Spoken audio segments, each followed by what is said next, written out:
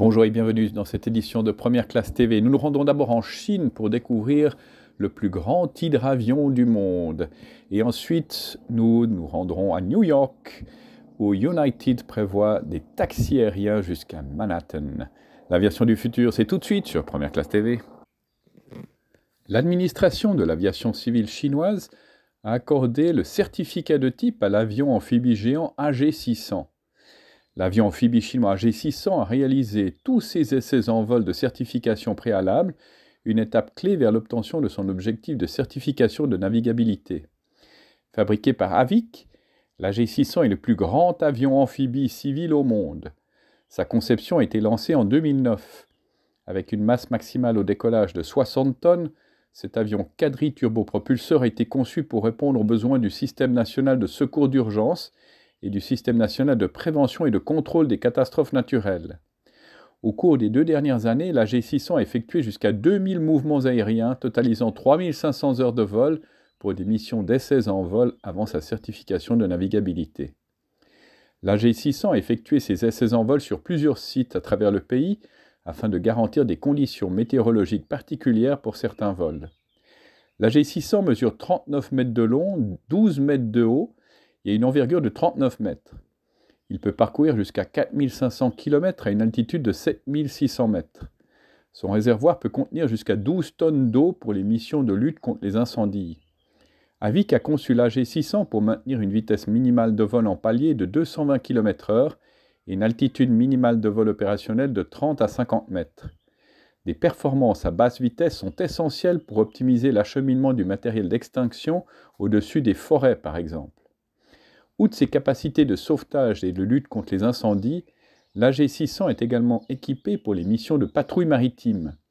Son puissant radar et ses autres capteurs lui permettent de détecter et de suivre les navires, de surveiller le trafic maritime et de protéger les zones économiques du pays. Il peut également être utilisé pour la surveillance environnementale, notamment la qualité de l'air et de l'eau, ainsi que pour la surveillance des terres et des ressources.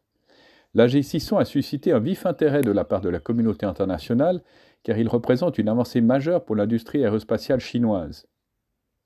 Son développement et sa production ont été pilotés par Avic, l'une des plus grandes entreprises aérospatiales publiques chinoises. L'avion a subi des tests approfondis et a déjà reçu des commandes de clients nationaux et internationaux, notamment d'agences gouvernementales et d'entreprises privées. L'Avic AG600 est un avion qui représente l'avenir de l'aviation en Chine. Ses capacités polyvalentes et sa technologie de pointe en font un atout précieux pour un large éventail de missions, de la lutte contre les incendies et les opérations de sauvetage, à la patrouille maritime et à la surveillance environnementale. Surnommé Kunlong, en Chine, il pourrait bien venir bousculer le marché restreint des avions de lutte incendie en Europe en visant le remplacement des CL-215 par exemple.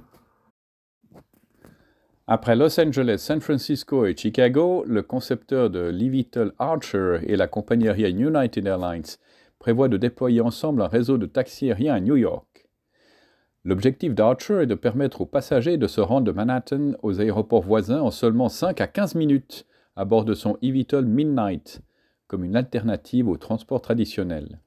Une fois l'eVTOL certifié, les premiers trajets devraient relier les aéroports de Newark, Kennedy, LaGuardia, Teterboro, Republic et Westchester County à 3 sites d'opération répartis dans le centre de Manhattan. Une zone d'atterrissage est prévue à la 34e Est, à la 30e Ouest, ainsi qu'au sud de Manhattan. Comparé au mode de transport terrestre, le vol en eVTOL ne devrait durer que quelques minutes.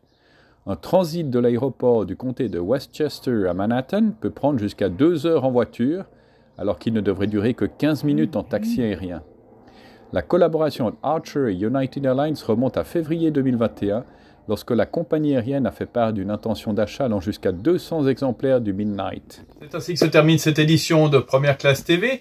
N'oubliez pas de cliquer sur j'aime, de vous abonner, de partager ces vidéos. Nous nous retrouvons la semaine prochaine avec la NASA qui électrifie des avions. D'ici là, bon voilà.